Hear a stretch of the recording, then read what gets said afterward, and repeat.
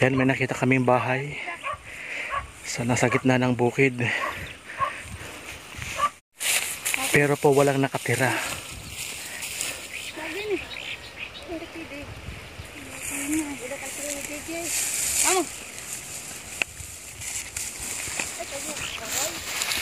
Patuloy lang kami sa paglalakad at naghahanap kami ng edible veggies na pwedeng maiulam namin. So kasama ko si Santino at si Tsona.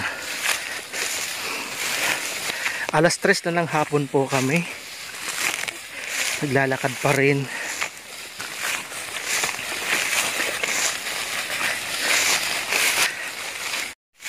At napansin ko rin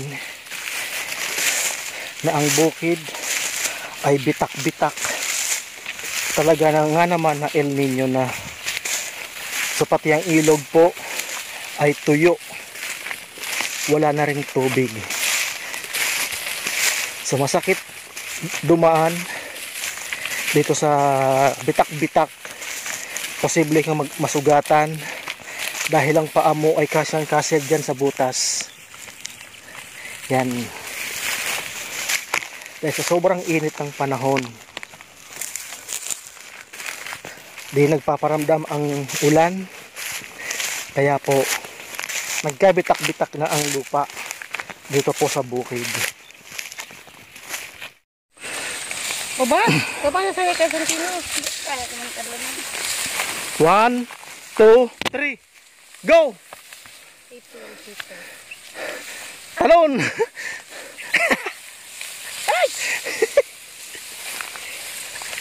Obas! Sabi ko na, obas! Walang tubig. Tuyot din na yan. Nasugatan. Yan, nakapasok sa ano. Oh. Ay ko. So yan guys. May nadanang kaming napakalawak na kangkungan. So meron na kami makukuhang gulay na edible, organic talagang tunay. So bago kami nakarating dito, ang paa ni Tsona ay nagkasugat-sugat dahil doon sa bitak-bitak na bukid na lupa. Ganda no? Ganda ng kangkong.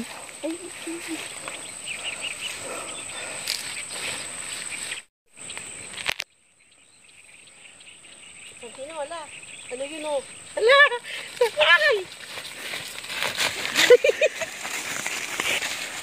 Ano yun? Ahas? Diyan talaga dito mawawalan ng ahas. Nasa gubat eh.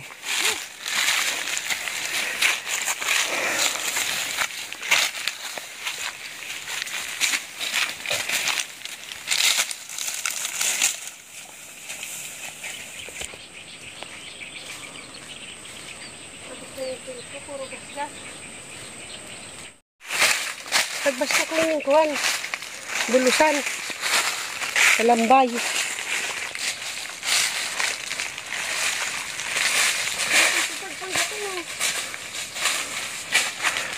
Ang laki ng ano oh. Parang kahoy na to ah.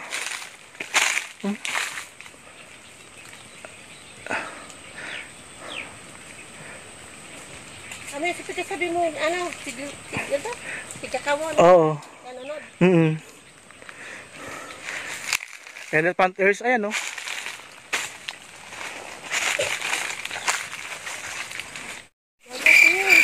Sa pangalawang pagkakataon, nadaanan naman namin ang sinasabing bahay ng aswang.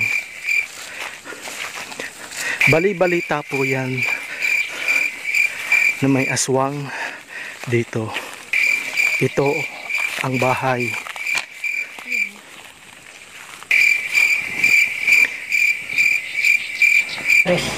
Alas 3 na nga yan. Madaling araw. Madaling araw na. Ayun. Tanong ko.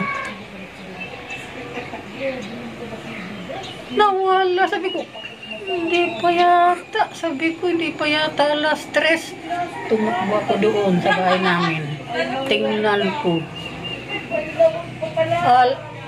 Bandang alas 12 ng Alas 12 ng hating gabi. ating gabi. Sabi ko, ay baga nga na kundi pa man gayo alas 3:30. Hindi pa alas 3:30. Sige na ako. Doon na ako rin dyan. So aswang, doon na ako rin.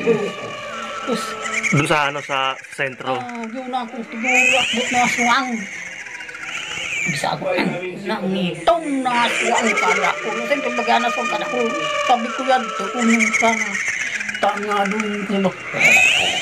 Sabi sa ako, ay, ano ba ito? Sabi ko, ay, aswang na to. Yung ko, dala-dala kong basket. Yun na po. Ito na club sa ulo. Takbo ako. Ay, saklolo. Wala naman sa akin nagsaklolo. O kasi alanganing oras eh. Doon na ako sa may hilaw. Baka ko na yung basket. Ako sabi, nasaan na yung basket? Nasaan? Nandiyan na yung jeep. Daling pantaw. Nandiyan na yung jeep, daling pantaw. Sabi nga akong pasakayin na gawa nang kung ako sa baka sira. Oo, kasi alanganing oras eh. Pasakay ako. Tako naman ko. Pasakay ko. Pasakay na ako. Bakit, nanay? Ano sa'yo? Yung aswang, sinasaklot ako. Paano? Anong oras ko na? Ito pala ng jeep na to, alas 12 talaga nag-aali. Gawa nang mayroon yung mga Yung mga nagtitinda. kukunin na niya. Bayi, lalaki ang nag-aswang. Makita ako no, hindi kasi ito naman. Tama, ang galing, draga pa ako. Alin kami sa Bailian. Nung urunaan kami na lima kaming mag-ipat ng mga babayi. Kaya ito sa may pintuan, yung bayang gining ukrong. Nung, sabi ko, uy, natay ka adi. Lang daling nakadlag. Lalaki man po yan to. Lalaki man so ama ko. Ay, ako nagigilab mo na kuya mo. Grabe yan mga hining. So matutulaga pala na may aswang no? Maski sari iton. Yung dala-dala mong bag at saka yung bulsa mo, panay barya.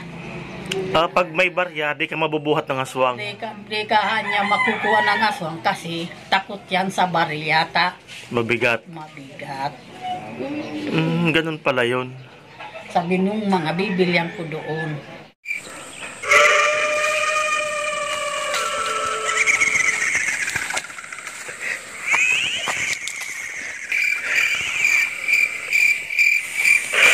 So habang kami papalapit sa bahay ng sinasabing aswang, mga kasamahan ko po ay kinakabahan at natatakot po.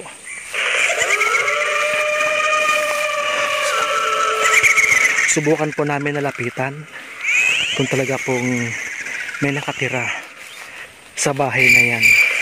So ito pong lugar na to, o itong bahay na ito po ay iniiwasan.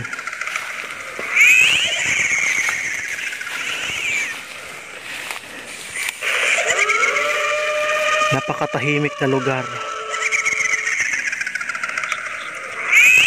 Yan. May nabidyohan ang cameraman pero hindi niya ito pinansin habang kami ni Santino ay palapit sa kubo para magpahinga. Pahinga tayo? Ay, salamat. Tabi-tabi po. Ano, sabi no? Pagod no?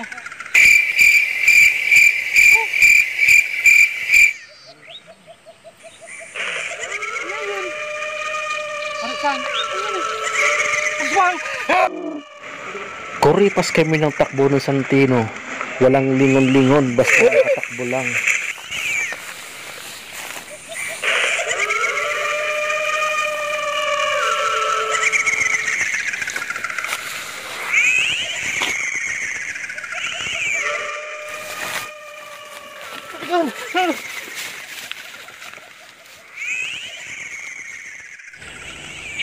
Mga katabang, Kayo nang humusga kung ito ba ay katang-isip lamang ng ating mga kanununuan, ng ating mga magulang.